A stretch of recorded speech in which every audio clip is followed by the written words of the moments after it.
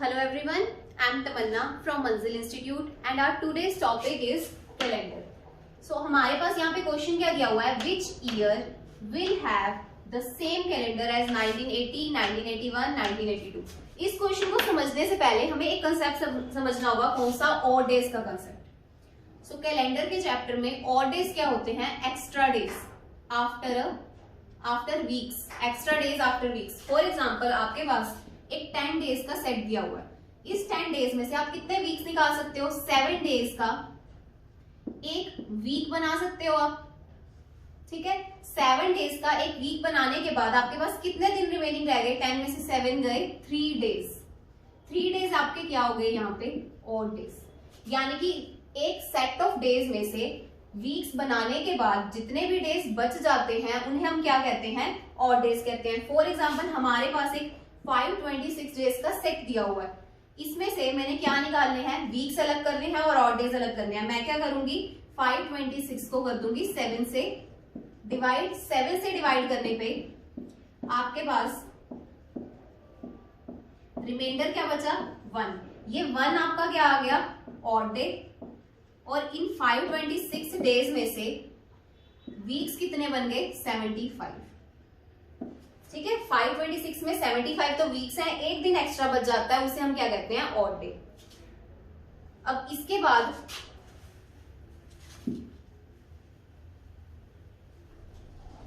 Next हम क्या देखेंगे, अगर हमारे पास एक लीप ईयर दिया हुआ है, एक लीप ईयर में कितने डेज होते हैं, 366 डेज होते हैं. 366 को जब आप 7 से डिवाइड करोगे आपके पास रिमाइंडर कितना आएगा, 2. यानी कि कितने डेज आ गए हमारे पास, ऑड डेज कितने आ गए, 2.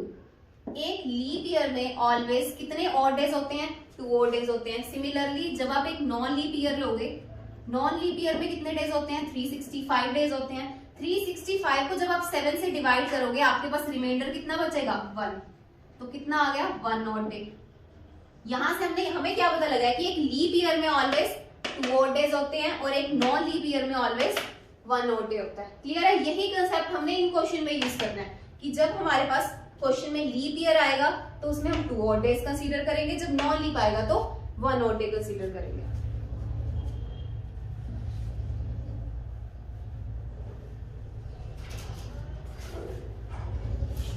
चलो क्वेश्चन स्टार्ट करते हैं. फर्स्ट क्वेश्चन क्या दिया हुआ है, 1980. अब 1980 इज लीप ईयर और non leap year, it's a leap year.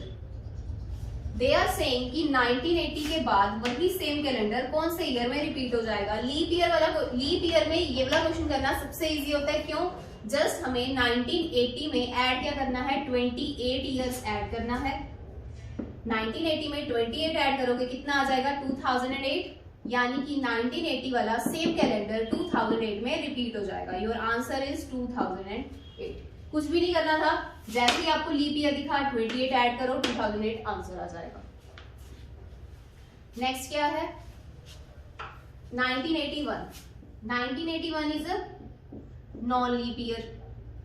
अब नॉन लीप ईयर को कैसे करना होता है, हमने 1981 लिखा है यहाँ पे, आपने 1981 से अपना 1981 से स्टार्ट कर देनी है सीरीज लिखनी, 82, 83, 84.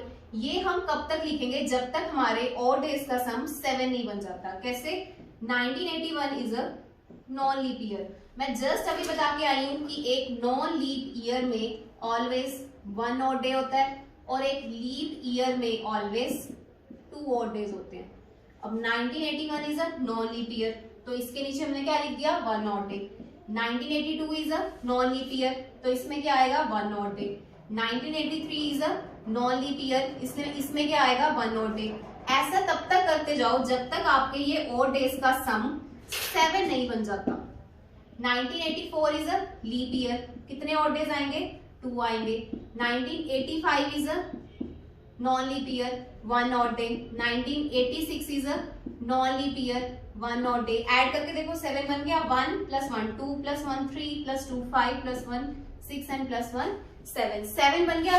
जैसे ही आपका सम ऑड डेज का 7 बन जाता है, उससे नेक्स्ट ईयर 86 के बाद नेक्स्ट ईयर कौन सा आएगा, 1987.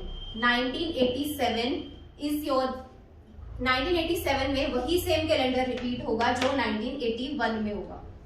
एक और बात, जब भी आपने नॉन लीप ईयर का सेम कैलेंडर निकालना हो, आप ध्यान रखा करो कि अगर हमारा क्वेश्चन नॉन लीप है तो हमारा आंसर भी क्या होना चाहिए, नॉन लीप होना चाहिए।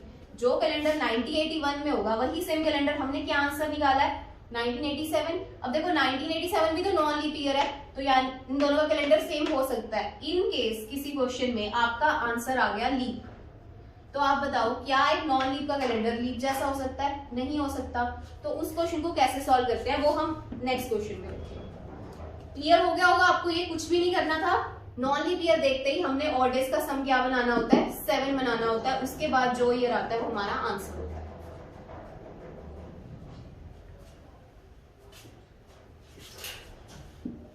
देखो नेक्स्ट क्वेश्चन क्या है, 1982। 1982 is also non leap year. वही सेम प्रोसीजर स्टार्ट कर दो 82 से, 83, 84, 85, 86। चेक करो, 82 is a non leap year, 1 odd day, 83 is a non leap year, 1 odd day, 84 is a leap year, 2 odd days, 85 is a non leap year, 1 odd day, 86 is a non leap year, 1 odd day, 87 is a non leap year, 1 odd day। Sum 7 बन गया, 2 and 2 4 5 2 7, सम बन गया हमारा 7। अब 1987 के बाद 1988 में हमारा कैलेंडर क्या हो जाएगा, रिपीट हो जाएगा। बट ध्यान से देखो, मैंने स्टार्ट किया था नॉन लीप ईयर से, आंसर क्या आ गया, लीप। क्या एक नॉन लीप वाला सेम कैलेंडर लीप ईयर में रिपीट हो सकता है, बिल्कुल भी नहीं हो सकता। दैट्स वाई हम क्या करेंगे, यहाँ पे ये सारा प्रोसीजर है ना 7 बनाने का, दोबारा से रिपीट कर दो। 1988 आंसर आया था ना आपका, 1988 से यही प्रोसीजर दोबारा से स्टार्ट कर दो आप।